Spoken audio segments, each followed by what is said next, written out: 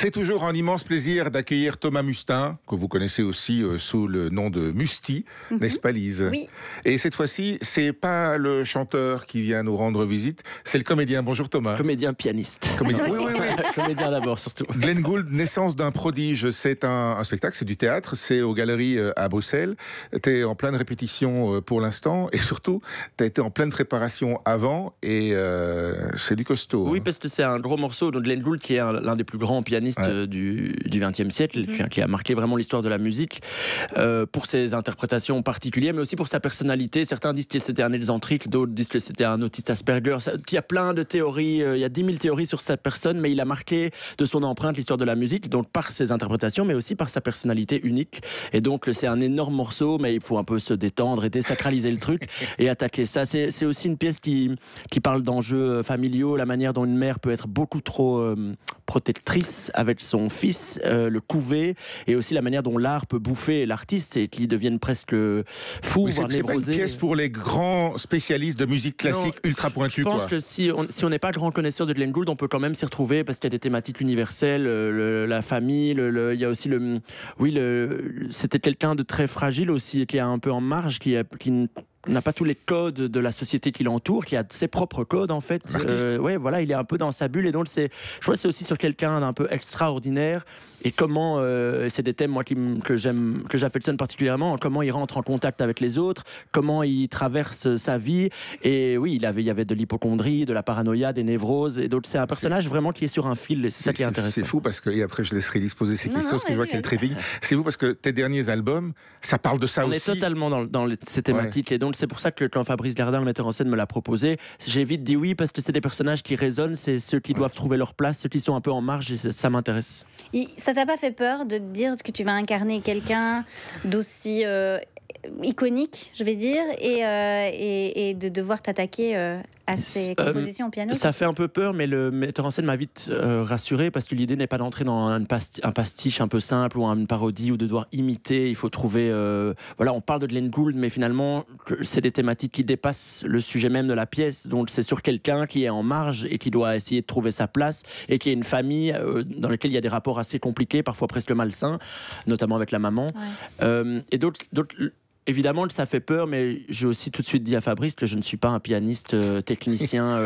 Voilà, je sais pas, je compose au piano, mais je fais de la pop. C'était ça la surprise. Voilà, j'espère qu'il ne s'attendait pas à ce que je sois un virtuose au piano, mais c'est pas le but. Et heureusement, dans la pièce, il y a évidemment, on entendra du Glenn Gould. Moi, je vais un petit peu jouer, mais l'idée n'est pas de faire un concerto ou de jouer des partitions entières à la Glenn Gould. T'as dû t'y mettre quand même. J'ai dû m'y remettre et ça m'a fait du bien. C'est aussi l'intérêt, je trouve, du théâtre ou même parfois de projets cinématographiques, c'est de pouvoir aller dans des zones plus inconfortables ou redécouvrir des choses. Et là, je me suis remis au solfège, je sais lire des partitions, il y a des choses que j'ai apprises alors que je suis dans la musique depuis quelques temps. Donc, en autodidacte. En autodidacte, avec un rapport très instinctif et plus pop et plus bricoleur. Mais ça m'a vraiment fait du bien. Mais maintenant, voilà, je rassure aussi les gens qui veulent venir, ça ne va pas... Enfin, je rassure, en tout cas, je leur dis, ça ne va pas être faut pas s'attendre à un concert à la Glenn Gould. Personne ne joue comme Glenn Gould. Ça n'aurait aucun intérêt d'essayer de l'imiter. Il a un jeu tellement unique, personne ne peut l'imiter. C'est un truc... certains ont essayé même de le définir, c'est impossible, c'est inqualifiable, c'est très précis, il dissèque la musique, c'est très scientifique, mathématique. Il détestait les pédales, tout ce qui était trop rond, c'est vraiment tout est très précis, incisif dans les notes. Et parfois, il s'en fout de ce qui est marqué dans les partitions ou des didascalies, je ne sais plus comment on dit en musique, mais il fait à sa sauce, l'interprète devient créateur. C'est ça qui est fou avec lui. C'est pas juste un interprète. Mais ça a du sens parce que la musique baroque en général est très mathématique et celle de Bach en l'occurrence. Donc je pense qu'il a cerné Bach comme jamais. Après, il prend aussi des libertés, ce qui à l'époque aussi le rendait très vivant, parce qu'il y a des gens qui trouvaient, oui, il y en a même qui disent ça a presque un côté rock'n'roll, mais certains théoriciens ou académiciens ou personnes plus classiques ont trouvé ça à l'époque complètement affreux ou complètement fou. C'est ça c'est un personnage clivant et qui avait des opinions bien arrêtées aussi. C'est lui qui a dit aussi que Mozart était mort trop tard, je crois, parce qu'il déteste la fin de l'œuvre de Mozart. Donc il était assez particulier. Oui, il avait pas peur. Comment tu t'es renseigné sur lui? T'as beaucoup cherché à lui ressembler, à savoir en tout cas comment il fonctionnait. Il y a un travail physique avec les équipes du théâtre, évidemment. Après, l'idée, encore une fois, c'est pas d'entrer dans l'imitation, parce que ça n'a pas de sens et on n'a pas le même physique. Et donc, évidemment, on va faire un travail même sur les vêtements d'époque et tout ça. Après, le costume va te changer, oui. Oui, ça, il vaut mieux. Je ne serai pas comme ça sur scène. Mais aussi, il y a pas mal de lectures. On a rassemblé pas mal de... Il y a beaucoup de livres qui ont été écrits sur lui. Là, je lis un livre de Michael Schneider qui s'appelle Piano Solo, qui parle plus de sa philosophie. Parce que c'était vraiment un intellectuel. Et c'est vraiment à la fin, il était presque plus dans l'écriture, la philosophie, le concept que dans le piano. Le piano, il le touchait quasi plus à la fin. Et d'ailleurs, il a arrêté très jeune de faire des concerts. Il détestait l'idée de la représentation, l'idée de faire de la musique en public. C'est quelque chose qui le rendait fou. Pour lui, la musique, c'est une expérience de solitaire. C'est quelque chose qu'on vit de manière très sacrée avec soi-même. Et en ça, moi, je suis complètement... à l'inverse, parce que j'adore la scène et il la fouillait complètement. Il a fait très peu de scènes finalement. Il a plus fait du studio. Et il était très précurseur parce qu'il a utilisé les technologies du studio, fait du collage, du montage, du mixage à une époque où c'était encore un peu nouveau, surtout dans son secteur. Donc c'est un vrai précurseur sur la technologie même aussi. C'est en ça qu'il est fascinant.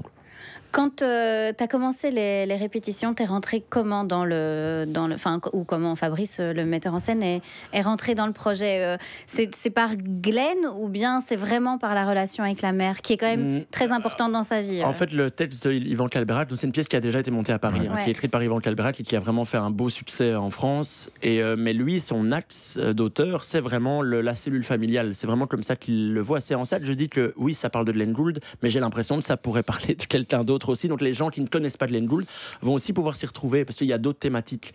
Mais il se trouve que là, il prend quand même l'histoire de Glenn Gould et on sait que sa mère était particulièrement mais elle était concertiste, elle rêvait. Oui, en fait, elle a fait un transfert. C'est ce qu'on suppose. C'est un transfert où elle projette un peu ses propres rêves à travers son fils. On dit même qu'à l'adolescence, elle dormait encore avec lui. Il y avait un rapport très très charnel, fusionnel. C'est en ça que ça peut être un peu dérangeant, voire malsain dans le début de la pièce en tout cas. Et après, lui va devoir couper les ponts petit à petit. De toute façon, il va entrer dans ses propres névroses et puis il y a la médication qui va entrer dans le jeu aussi. Il avait beaucoup d'angoisse. Un personnage compliqué, quoi. Oui, c'est ça. Après, on dit pas que c'est pas la faute de la mère, mais sans doute que dans l'éducation, il y a eu des choses. On va pas faire de la psychologie de comptoir, mais disons qu'il a eu une enfance particulière, quoi, et un rapport à la famille particulier. Ça te fait quoi de revenir au théâtre? Parce que ça fait un moment. La dernière fois, c'était Hamlet. Oui, c'était Hamlet en 2022. Ça change un peu. Hein. C'est aussi un personnage un peu en marche. C'est vrai. Mais je suis trop content parce que c'est ce que... En fait, j'arrête pas de le dire quand on me le demande, mais c'est mon rêve d'enfant et c'est ma formation. Et donc, de revenir au théâtre, c'est un vrai... Je parle l'impression de travailler. Je retrouve mon enfance et mes premiers rêves. Et donc, je suis vraiment heureux. Et depuis Hamlet, c'est vrai que j'attendais le projet. Je me dis, mais qu'est-ce que... Parce que c'est un secteur compliqué, le théâtre aussi. Hein. Ça fonctionne aussi beaucoup par famille. Et donc, si on n'est pas dans une famille, et vu que moi, je suis un peu électron libre et que je fais de la musique, puis des tournages, je fais un peu selon mes envies, du coup, c'est parfois compliqué de pouvoir travailler dans ce secteur-là, en Belgique notamment. Et là, ce projet est arrivé, donc j'étais vraiment ravi. Et puis, il y a une super équipe de comédiens autour. Robin Van Dijk, Manuela Servet, Arnaud Van Parijs, Bruno Joris, Margot Frichet. Ils sont vraiment magnifiques, donc je suis très bien entouré.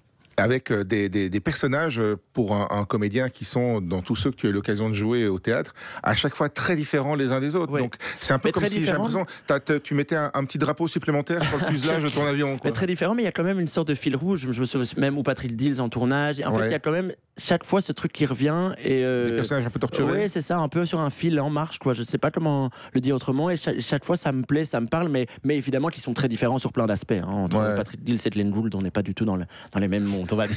Ça nourrit Musti, tout ça, ou pas? Oui, complètement. L'artiste que tu es dans ton écriture, pour tes futures chansons ou... Oui, parce que je me brasse des matières différentes, je rencontre des gens, je fais des expériences. Si j'étais tout le temps à faire de la musique dans mon studio, j'aurais plus grand-chose à dire à un moment. Et même, j'ai besoin de soupape et de pouvoir faire autre chose. Là, je travaille déjà sur de la nouvelle musique, mais à un rythme un petit peu plus chill. Je laisse le temps vraiment de trouver le bon axe. Parce qu'il y a tout en même temps, la tournée qui se termine, le théâtre, la préparation et tout. Ouais. Exactement. Tu dors encore ? Je me dors. Regardez ma tête. mais du coup, oui, j'ai terminé les concerts de Maze là en fin octobre et en décembre. Il y a encore 2-3 dates. Et puis après, il y en aura d'autres l'année prochaine aussi. Ouais. Mais j'aimerais bien sortir de la nouveauté en 2026. Je travaille pour. Et ce sera assez surprenant, je pense, pour les gens qui me suivent. Il y aura du piano, du coup. Je peux pas trop en dire. Ce sera de l'opéra. Mais... musique de chambre. Non, mais en tout cas, je m'amuse bien. Mais là, je suis très content de refaire du théâtre jusqu'à fin novembre. C'est mon focus. Tournage aussi Il y a une série qui va sortir sur France Télé en début 2026. Ça s'appelle Les Aventurières. Ouais. Le tournage est terminé, mais c'est 6 épisodes. J'ai un chouette rôle récurrent. De nouveau, quelqu'un d'un petit peu à côté de ses pompes. De marginal, ouais. Bah, dans l'île aux 13 cercueils, c'était déjà un peu aussi. Oui, c'était un peu... il y a 30 cercueils, je crois. Des 30 cercueils, t'en as oublié 10. Mais oui, c'est vrai que faut vraiment... j'aimerais bien faire un jeune premier où tout va bien un jour. Non, pas du tout. Non, un Roméo, ça tirait pas mal. Roméo, il est sacrément torturé quand même aussi. C'est vrai. C'est pas faux. Bon. On y revient. Oui, on y revient. C'est les personnages. De toute façon, c'est en général ou les torturés ou les méchants qui donnent les personnages les plus riches. Oui, c'est là où il y a beaucoup de failles en fait. Où il y a un peu de l'aspérité, où c'est un peu rugueux, quoi. C'est sûr, pour un acteur, je crois que c'est le plus jouissif. Thomas Mustin, donc Glenn Gould, Naissance d'un prodige, c'est au Théâtre des Galeries à Bruxelles. Faut y aller. Hein. C'est du 29 octobre au 23 novembre et c'est sur trg.be qu'on peut faire les réservations. Tout à fait. Merci beaucoup. Merci pour l'accueil. Merci monsieur.